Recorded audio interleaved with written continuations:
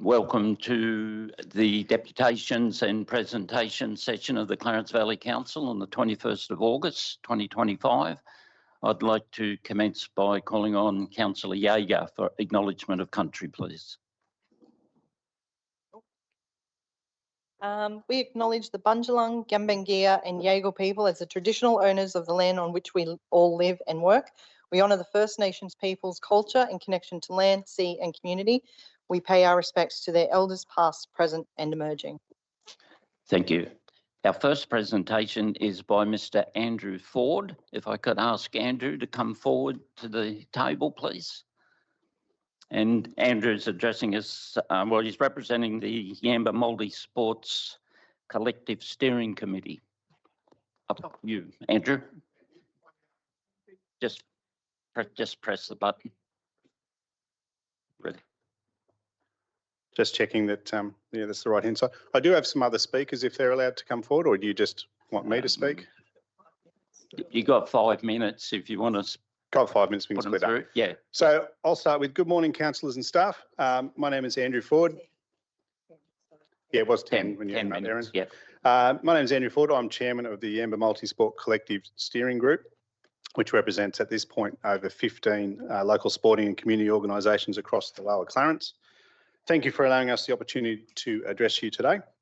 Our steering committee was formed out of a shared recognition that our current sporting infrastructure no longer meets the needs of our community.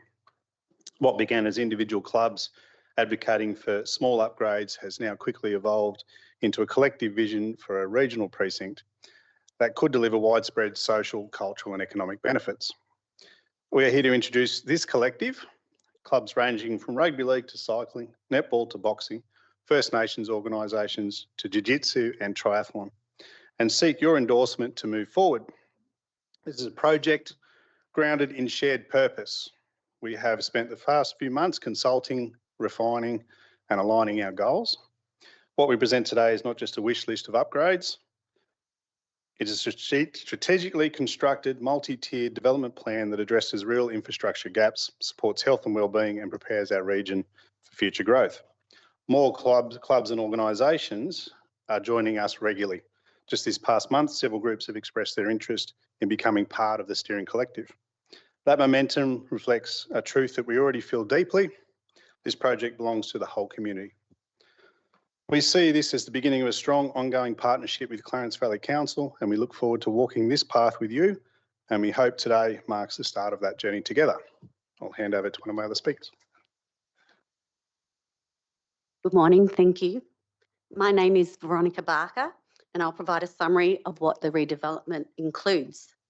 The Nayundi Yamba Regional Sports Complex redevelopment is built around 4 key infrastructure pillars, each carefully designed to meet current needs and accommodate future demands. Number 1, the Raymond Laurie Sports Centre expansion, growing from 2 to 4 indoor multi-use courts. This facility will house not only court sports, but also a new gym and recovery zone, boxing facilities, administrative space, and a series of dedicated rooms for individual sporting groups. Climate adaptive fans and solar powered lighting are included to reduce heat and energy costs. Number 2, sports field upgrades. This includes field elevation and engineered drainage, lighting to elite standards, female-specific change rooms, a shared canteen, sealed roads and parking, and a 1 to 1.5 kilometre criterium cycling track with integrated signage and safety features.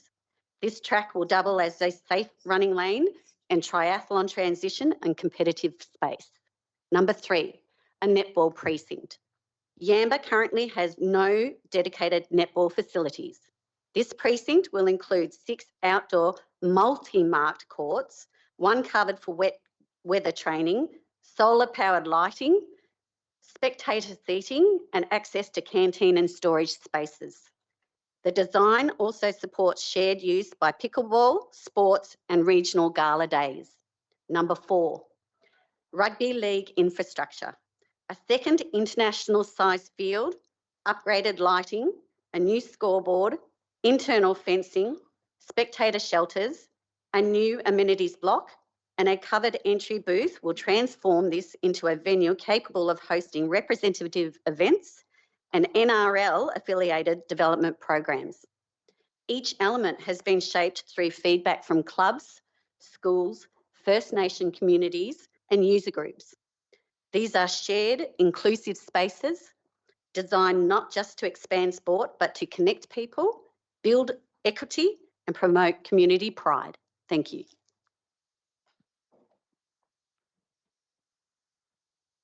Good morning, everyone. My name's Scott Johnson, and I'll speak on how this project aligns with government strategy and serves our broader community. At the local level, Yundi Yamba redevelopment supports multiple goals outlined in Clarence Valley Council's Community Strategic Plan 2032. That includes ensuring quality infrastructure for a growing and active population, providing inclusive spaces for all ages and abilities, and enhances the role of sports in community and wellbeing. At the state level, this plan aligns with the active New South Wales strategic regional New South Wales plans and the Her Sports Her Way initiative. It supports goals around increasing female participation, regional sport equity, and climate resilient infrastructure. In fact, every element of this proposal, from drainage and lighting to gym upgrades and gender specific change rooms, responds directly to known barriers to sport participation. At the federal level, it's aligned with Sport 2030 plan, Closing the Gap, the National Sports Participation Strategy, and the Climate Resilience and Adaptation Strategy. From infrastructure standpoint, it ticks all the boxes: inclusive, community-led, multi-use, sustainable and adaptable. But beyond alignment, the real strength of this project is in its impact. It enables regional sport to thrive despite climate impacts. It removes barriers for women, juniors, and people with disabilities. It delivers safe venues for First Nations-led programming and youth sport. It builds strong connections between clubs, schools, and community groups. It encourages year-round physical activity, reduces cancellations, and grows the local economy through sport tourism. In short, it's not just a good fit, it's a perfect match for every layer of government vision and every community need. Thank you.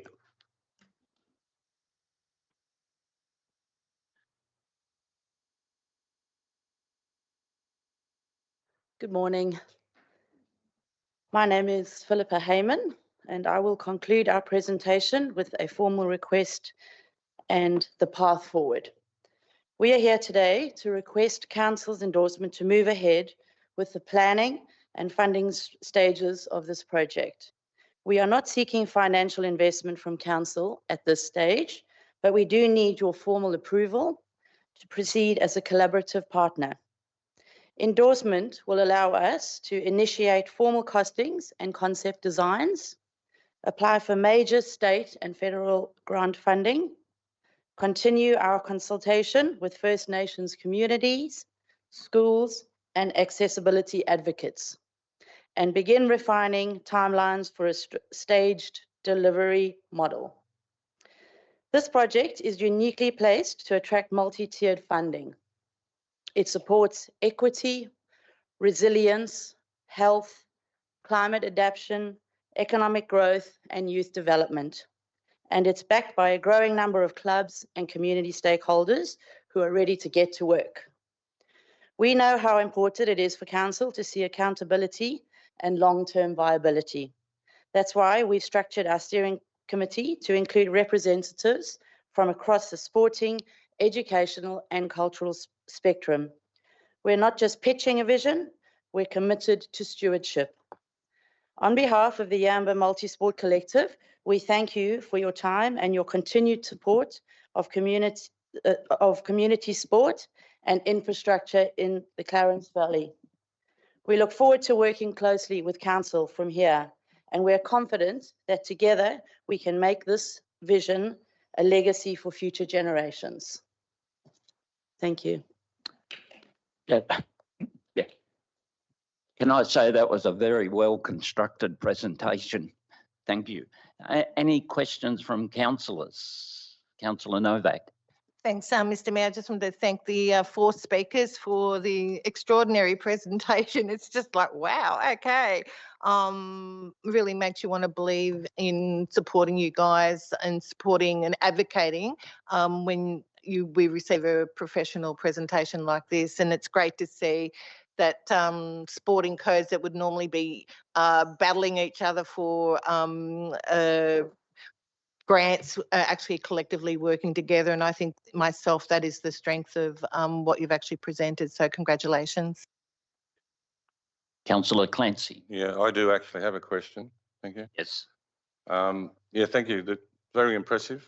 I know I've only just seen it, so I'll have to have a good look at it all. But I note that, floodplain is one of the issues, and I think that needs to be addressed. But my question is, lighting. What would lighting be used a lot? Because lighting can have an adverse impact. Sports lights.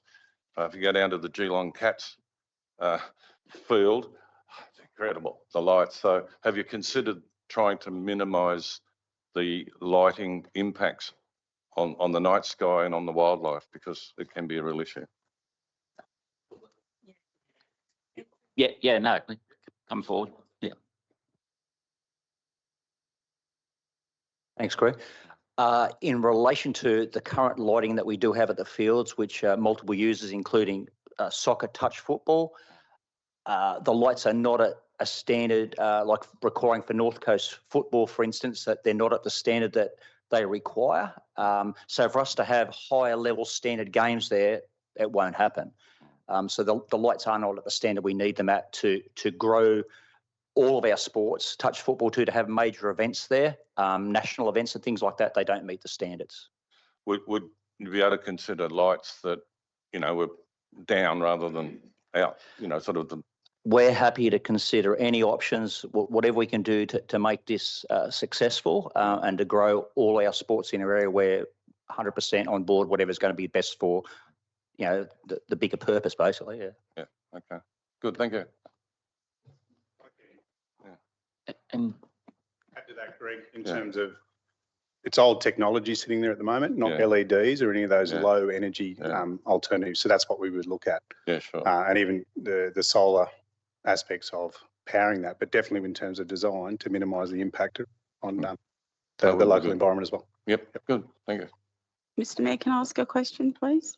Councillor Toms. Thank you. Andrew, sorry. First of all, I'd like to commend you and your group for the wonderful, it's very professional presentation. Very impressed. So my question is about how, I haven't read all of this either. It's very comprehensive. That's all right. But, I love what you're telling us. So what's next for us? I know you said you don't need money yet, but you obviously need permission from us. So you're considering applying for grants, I would imagine. Yep.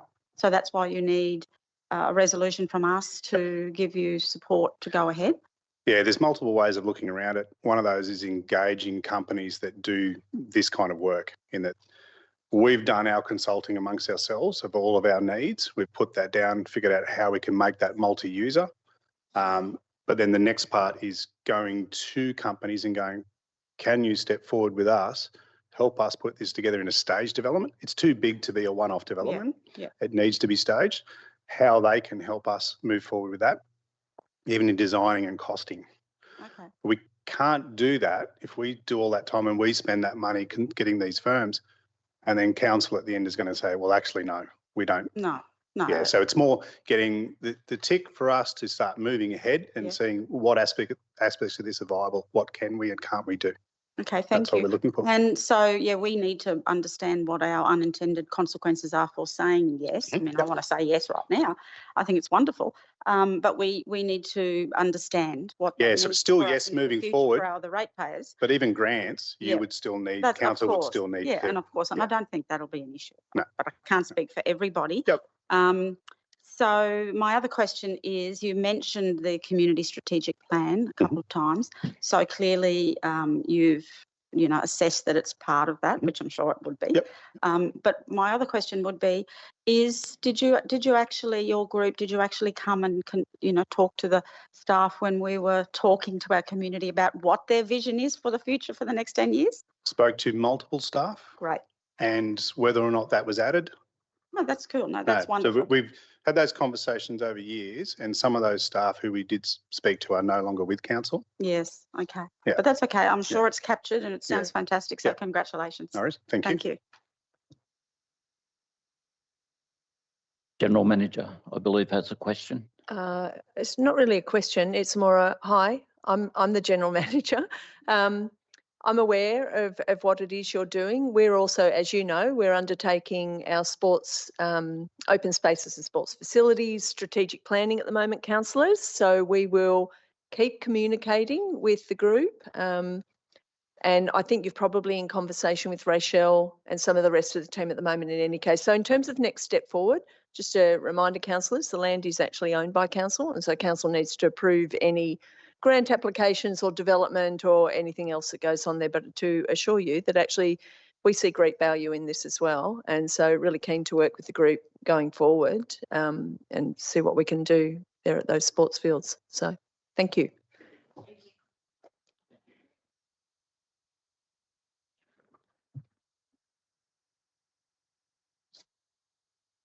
Our next deputation's due at 10 o'clock, but if Sue-Ann Buda is here, Sue-Ann, I'm happy to have you come forward. And Sue-Ann's addressing council in respect to Councillor Yeager's notice of motion in regard to the COVID vaccinations. Thanks, Sue-Ann. Thank you very much, Mr. Mayor. Never done anything like this before, so I hope you will excuse my lack of professionalism considering the previous presentation. So good morning to everyone here. Thank you for giving us this time to bring this little presentation to you. Now, I'm a citizen of Yamba, and I've attended many meetings of late over the last few years in halls and parks and, in private homes, and regarding quite a controversial issue, so I've found, the COVID-19 vaccinations. Now, I'm noticing that more and more people are finding courage to speak about the issues regarding this quite controversial area. And what the feedback I'm getting is just something isn't quite right. Now, I know that with regard to the vaccines, that a lot of people have not experienced negative consequences, and I'm so pleased, I'm so glad of that. But I'm here today to plead on behalf of those who've been unable to speak up, and I'm asking if you would possibly advocate for them to the next level of government. During the pandemic, we all tried to do the right thing. We followed instructions from the government, also instructions from the council, and we trusted that these instructions were in our best interests. Unfortunately, some are dealing with very serious consequences, and it's very heartbreaking when you hear the stories. I beg your pardon. And we're looking for support and guidance, and some people are really feeling quite abandoned. Now, this motion today is not to debate science with you. I'm not equipped to do that. But it is about urging you most respectfully to fulfil your role that you were elected to carry out. And I can refer you to the little Local Government Act, but I'm sure you would know that far better than I would. Yeah, so really I just reiterate that we're just urging, if you're able to represent us to the higher levels of government, because we need some champions. And that's about all I'm asking today. So please don't feel I'm asking you to agree with every individual who has an opinion on this issue. But I am asking for common humanity to acknowledge the concerns of the people in your community. Yes, and to carry our voices forward where we cannot.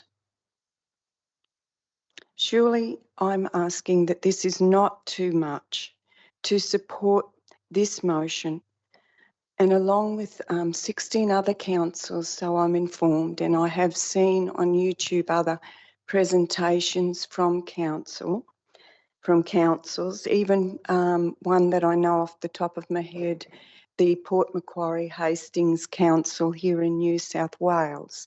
So you'd not be alone in bringing this forth.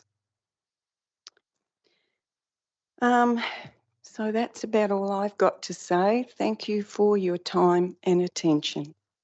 Thank you. Thank you, Sue-Ann, and you did really well. If you'd like to stay there, are there any questions from councillors? Councillor Yaya. Thank you, Sue-Ann. I know that I personally know how hard it is to talk about this topic. I'm learning that recently.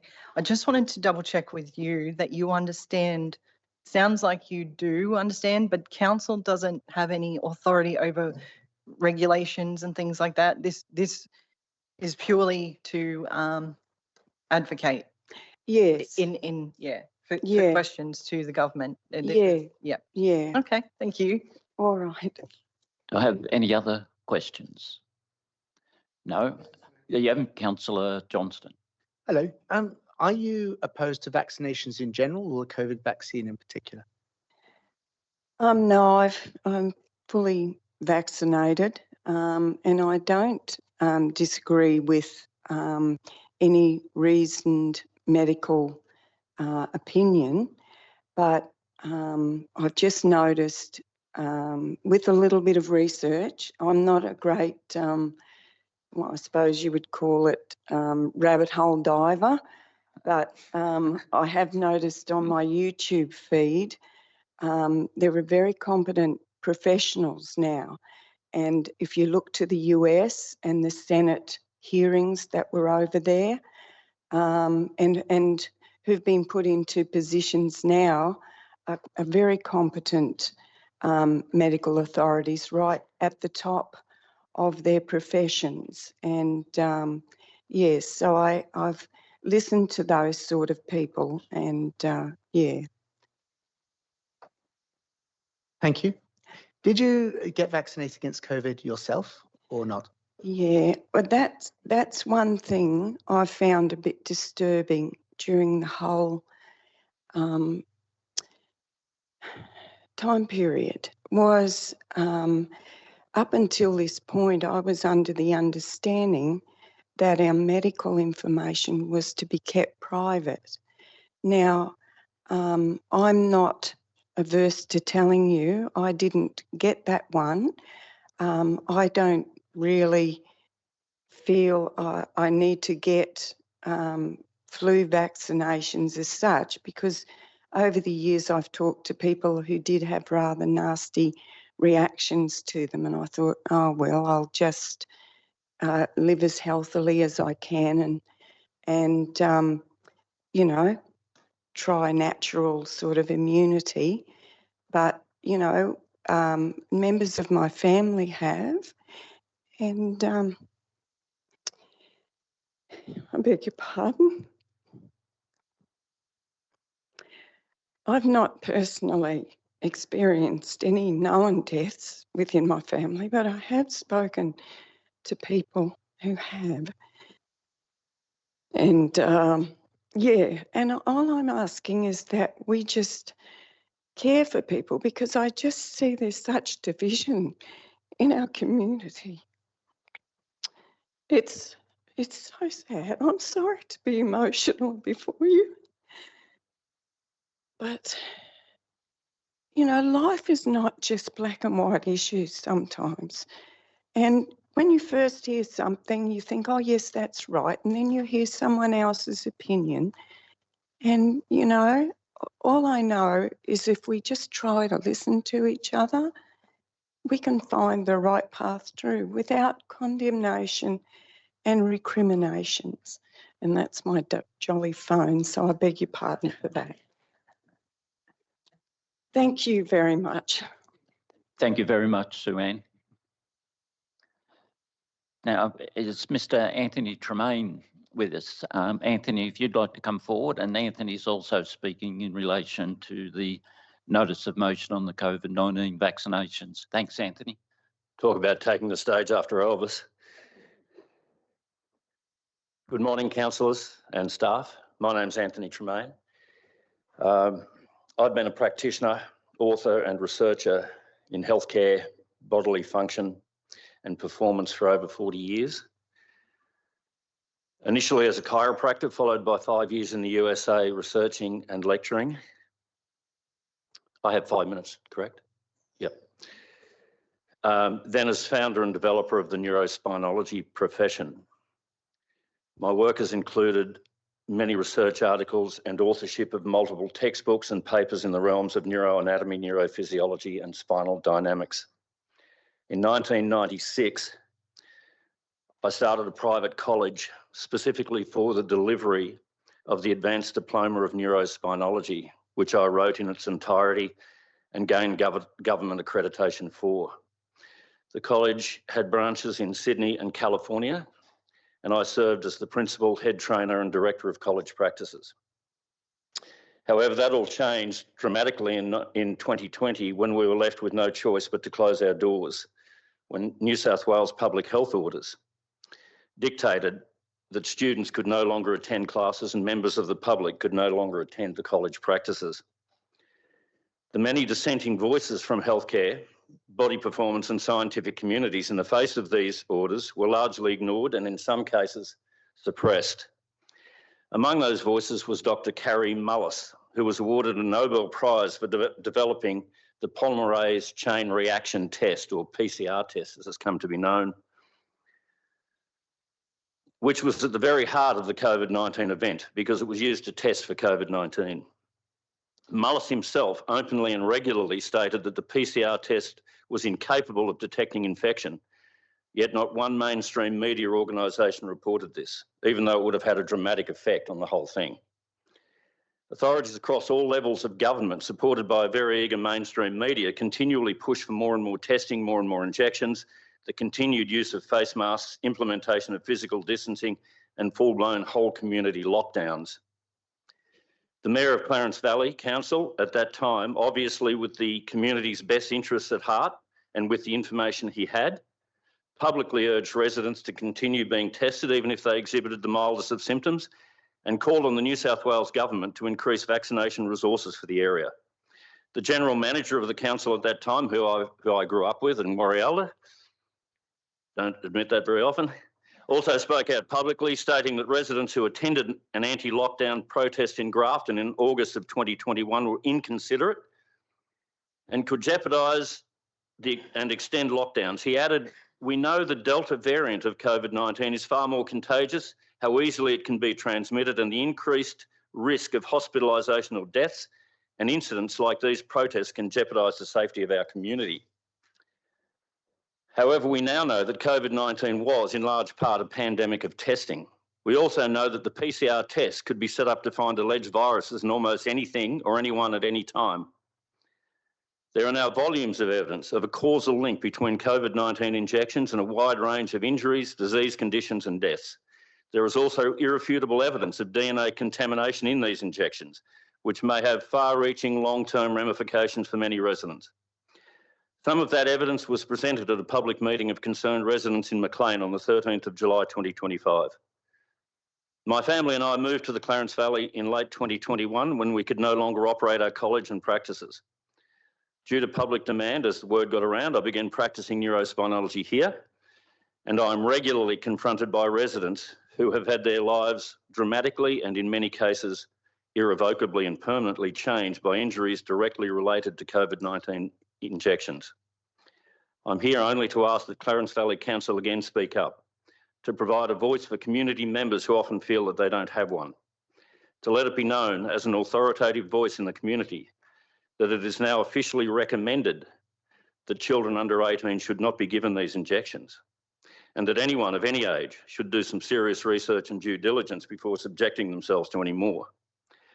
The positive news for the public should also be reinforced, and it often isn't, and that is that the best defence against any form of illness is to be proactive, to eat healthy food, to be active in the outdoors, to breathe clean air and drink clean water, and to keep your nervous system functioning optimally.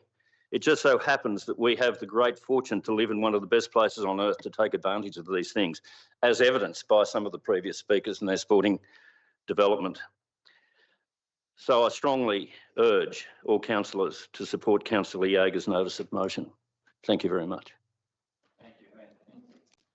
So, thank you, Anthony. If you'd like to stay there, Anthony, in case there's any questions from councillors. Councillor Johnston. Yes, Mr. Mayor. Anthony, you speak about DNA contamination. Yes. I know that when I eat a piece of bread, I'm eating wheat DNA. Yes. When I drink orange juice, I'm drinking orange DNA. Yes. When I breathe in pollen, I'm breathing in DNA. Yes. I note that the government says that the concerns about DNA contamination have been overblown. But can you tell me what you think would be the effect on me of having the DNA from the COVID vaccination in me, if it's there? Certainly. The DNA you speak of, and you're exactly right, you drink some orange juice, you have DNA from orange cells come into you. The difference is that, as you are probably aware, and please forgive me if I'm saying things that you already know about, the cell membrane of any cell is a bilipid fatty layer. So there are two layers of fat, and they act as a protective mechanism so that any naked DNA that comes in contact with them is unable to get through there, or a very, very, very minute amount is.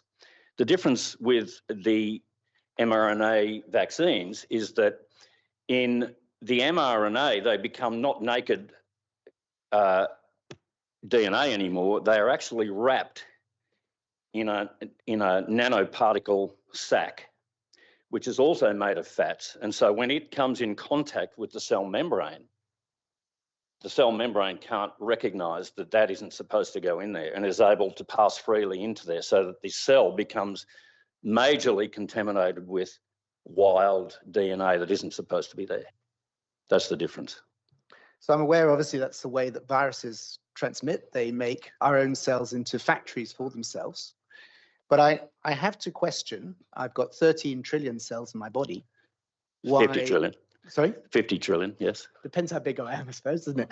But yes, but that many cells, how will possibly you're right, maybe there might be a change in a cell or two, but I can't see how 13 trillion cells would be affected in that way. Well, the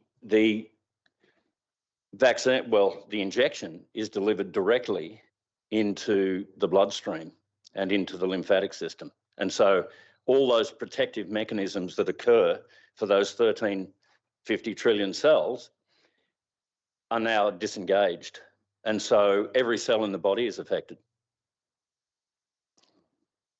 Okay, I'm not convinced, but thank you. No problem. The other question is, are you against vaccines in general or this vaccine only? I'm against the mRNA vaccine because they are a completely new form of injection. These are the average vaccination that people have received up until this time aren't designed to actually change your DNA. These ones are. So it's a completely different beast that we're dealing with. And the fallout from them has been quite dramatic. I heard Sue Ann say that she personally hadn't had any people that she knew that were impacted by these. I have had, unfortunately. My stepmother died almost immediately after receiving one of these injections, the second one, and my father had a heart attack within 24 hours of receiving them. and I've known many other people. One of our next door neighbours on Woodford Island lost 6 co-workers in a space of 2 months from heart attacks after receiving them. So there is much anecdotal evidence, and as we are now seeing, there's a lot of actual research evidence that's coming forward to say that these injections can be dangerous and deadly even. And so my point today is that people should tread with extreme caution before subjecting themselves to them, and that council is in a position to let people know that there is this growing awareness that these things aren't as straightforward, safe and effective as we've been told that they actually are. Question, Mr Mayor.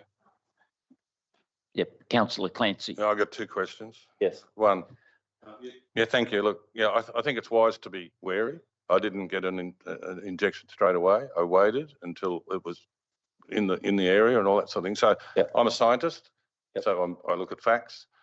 So I can understand what you're saying. But 2 questions. One, the deaths of the millions of people throughout the world prior to vaccination, do you believe that was actually the case? If you look at the raw data, the actual death rate didn't vary. The death rate, my father had this point. He said, but 380 million people have died. But 380 million people die every year. And the actual death rate, the excess mortality rates didn't start happening until after the injections started being rolled out. So a lot of this, there was a time when if you were a healthy person, you feared nothing. But in this event, healthy people were suddenly being labelled as cases, and it became a pandemic of cases where we were subjected to every day health ministers and chief ministers, chief health officers coming out and parading somberly with case numbers and urging us to be afraid. So no, I'm certainly not convinced that those death numbers were accurate at all. My second question, Mr Yes. Mayor. I accept the fact that you believe that a number of deaths were caused by the vaccinations. Yep. But just as you say, large numbers of people die Yes. anyway, and large numbers of people get various illnesses as they get older, etc. Absolutely. What solid proof is there that it's actually linked to these vaccinations? Because it may well be, I accept that, it may well be, but what is the proof? I think, I'm not sure if it was put on to the papers that you were given, but I did provide some links there, and one was the Holscher study where they got a post-mortem evidence that 79% of the, did I just disappear? 79% of the post-mortem studies found that they were directly linked to the COVID-19 vaccines. So, and there are many others of those. That's just the one that I put in there. Councillor Clancy, time is up, but if you could make it very quick, please. Yeah, look, I haven't had time to read that, but on what evidence was it that linked it to COVID vaccines? Oh, you'd have to read that study. It's a very extensive study, and they go into all that detail and methodology in that study. So that's why I provided that. No problem at all. Can I have? Very quickly, please, Councillor Jager. I'm just trying to make sure that everyone's sort of on the same page with this. So you're not necessarily telling people not to get vaccinated.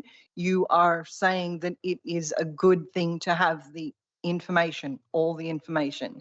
Be very well informed before going ahead with something like this. Absolutely. Trying to read the room. Absolutely. The great scientist Carl Sagan said famously that science is actually constantly a balance between exploring new ideas and ruthlessly being skeptical about the development of any new ideas. And I think what happens certainly in this case, is that the ruthless skepticism side of it disappeared. And it was this brave new world of exploring a new idea, which is great. But we still need to reserve ourselves and be cautious as we tread forward so that we don't just fall off a cliff. And that's all that I'm saying. I think that everybody in every field, any new thing should tread warily. The snake oil salesman, right? I think it's worthy of everybody stepping cautiously into any new realm, including this one. Thank you, Anthony. Yeah, very much appreciated. Thank you.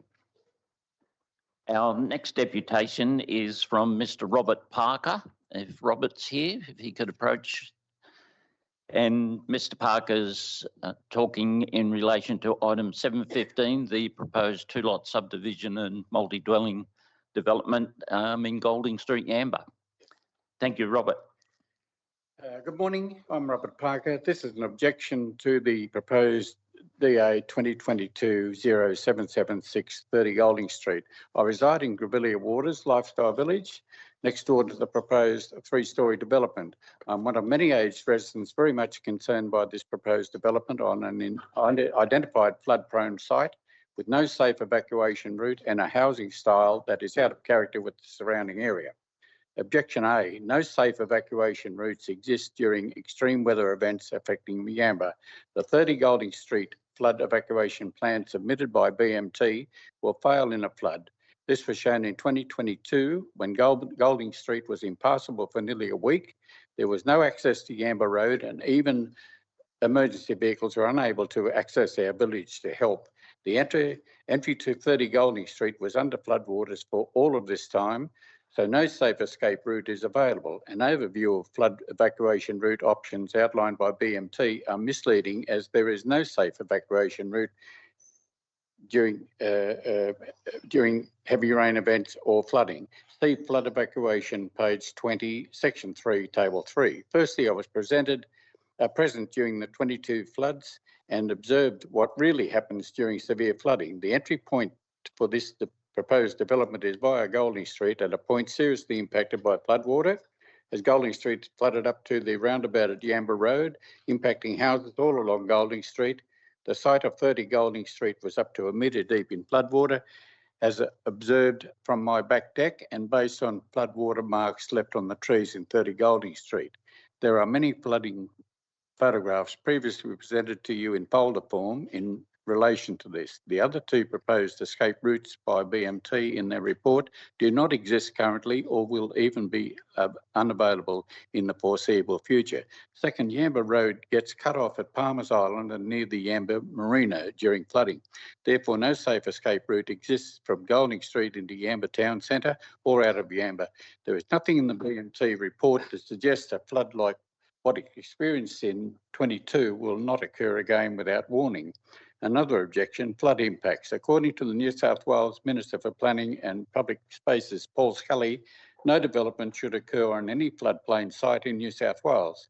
It is concerning that the land on which the adjacent development will be built is acknowledged by all, including BMT, as 93% floodplain. So why is this development even being considered? The proposal to fill the site by up to 1 metre of base for building the townhouses raises the obvious question, where will future floodwaters go? Besides the increased hard surfaces area, stopping the natural filtration and storage of water, even more water will be directed to all surrounding properties by filling and raising the site above surrounding homes. The proposed flood detention pits will not be enough to cater for the overflow from Lake Willowia, which flows through the site during times of heavy rain events and floods. If this is required for the site, then it is being acknowledged by the developer as a natural watercourse and should not be developed due to damage it will cause to all surrounding homes when it rains. This indicates that new developments are more important than the current residents in Golding Street if this development is approved. In a report to BMT from New South Wales State Emergency Services, dated 25th of September 24, pertaining to 30 Golding Street DA, there is a statement worth noting. SES generally do not support intensifying development on land below the flood planning level, particularly when there are existing evacuation constraints. Lastly, the proposed homes are incompatible with the character of the locality. The building height of 3 stories is totally out of character for the surrounding area. All homes south of Deering Street are single-storey homes. There are no 3-storey homes north of Deering Street. To say the proposed buildings are in keeping with other homes in the area is totally wrong. These homes are not true 3-storey living spaces. 1 story is being provided for waters from heavy rain and events and floods to flow through. In conclusion, given the overwhelming evidence of the existing floodplain danger to the safety and welfare of the 200+ aged residents in Grevillea Waters Village, this document must not proceed. This development must not proceed. Anyone who approves this proposed development or stands back and allows it to happen must take full responsibility for any tragic circumstances due to permitting housing development to be built on floodplains. As neighbours, the residents of Grevillea Waters Village object to the proposed development of 30 Golding Street as it negatively impacts on the health, welfare and safety of all local residents. Thank you. Thank you very much, Robert. Do we have any questions from councillors, please? Yep, Councillor Novak. Thank you. Thanks, Mr. Parker, for your deputation. So just a couple of questions. Do you have you or any of the residents in the Grevillea Waters have their own personal flood and fire plan, evacuation plan at all? Not that I'm aware. So that's actually a requirement by the SES and Red Cross, and that's been played out since 2022, that they're asking everyone across who live in floodplains or bushfire impacted areas to have their own personal plans. Have you done any training, attended? Then that's all been happening in Yamba. Have you attended any of those? No. Okay. Second question is, does Hometown Australia, who have who are the people who own the site where you live, do they have a flood and bushfire plan? Not that I'm aware of. Okay. Thank you. Councillor Cairns. Thank you, Robert, for your presentation. You mentioned folders. Yes. That we should have had, is that right? I had folders delivered to Maclean Council building last week. They're a blue folder, if I remember rightly, or white. Well, the folders all pertaining to this issue, and it's a very serious issue. So I'm surprised that nobody's got one in front of you. I don't know why it didn't occur. Yes, yeah. Another thing too, I am aware that the Hometown does have a flood emergency management plan, but it wasn't actually formulated until something like 2 years after Hometown had actually opened as a manufactured housing estate. You're probably not aware of that. No. And it was actually based on Queensland acts and regs. We've seen that. And it didn't even have where the page where it says the assembly point, a diagram, was blank. So probably it'd be a good idea to go to the office and ask whether they do have one, just a suggestion. We have a procedure whereby every now and again there'll be a gathering, an emergency procedure where we gather at one spot. That occurs, and I've attended one of those. Excuse me, Mr. Mayor, can we get back to question time? We only have 5 minutes collectively, and there's been no question in all of that. So, okay. Thank you. No, you were telling Mr. Parker, you were giving him information. Okay. And do you have a question? I do have a Councillor question. No, Councillor Clancy has one. He might Councillor be before Clancy. me. No, you go first, Councillor.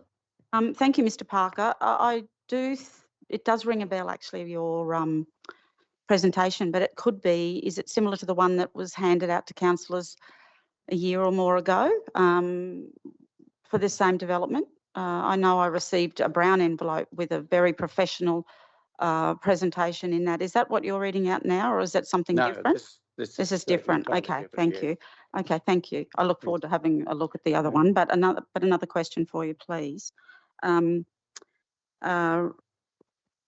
Grevillea Waters used to be a caravan park before it was. It was some time ago. Yes. So would you mind telling me why did you buy there, and how long have you been there? Why did you buy there knowing it's on a floodplain?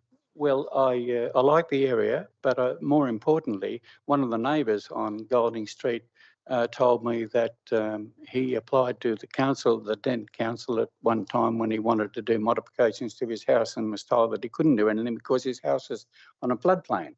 And so based on that information, I bought a house in where I am. Sorry, so he bought one in Grevillea Waters and wasn't allowed to do modifications? Is that what you're saying? the neighbour that's in Goldney Street. Oh, sorry, wanted to not modify in, not his in, house okay. And couldn't get Okay. permission from the council because So- it was on a floodplain. So Okay, based on thank that you. information, I went ahead and bought it Okay, out. so when you bought in Gravilli Waters, do you remember when that was? Or was it recent? It's or- in 2020. Okay, so fairly recently. So do you think maybe, I think when we buy land, a house and land package, it's quite clear on the documents that we get that it's flood prone, but perhaps it isn't when when you're buying on land lease. So are you saying that there was no warning for you when you bought your home that you were on a floodplain?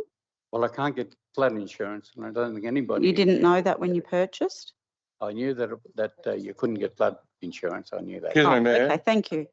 Thank you. Are we talking about The development, yes, councillor Mr. Clancy. Parker's purchase of the land, or are we talking about the development adjacent? The development, Because councillor. I think it's out of order, but anyway, I can't think which section it is because I've got too many sections in front of me. Yeah, thank you, Mr. Parker. I finally got to my question. Yeah, my question is, are you representing anyone else or just yourself in this particular? Originally, I was representing myself, but since it became known that I was doing it, a lot of other people that are not well enough because of their ailments to make a presentation, I'm doing the presentation on behalf of those people as well. What do you think? Oh, I don't know. No, I okay. don't know, but there's. But it's more than just Yeah. yourself. Yeah, thank you. Okay. Thank you, Mr. Parker. Thank you for your time. Very much appreciated. Thank you. Now, we did have another deputation on the same matter, but unfortunately, Mr. Walkinshaw is an apology. He's unable to make it this morning. So before I conclude, can I say it was remiss of me at the beginning not to mention the fact that Councillor Waits had previously indicated that she would be arriving late this morning due to family reasons. So I apologise for that, Councillor Waits. That now concludes our deputation session. The ordinary meeting of council will commence at 11:30 a.m. Thank you.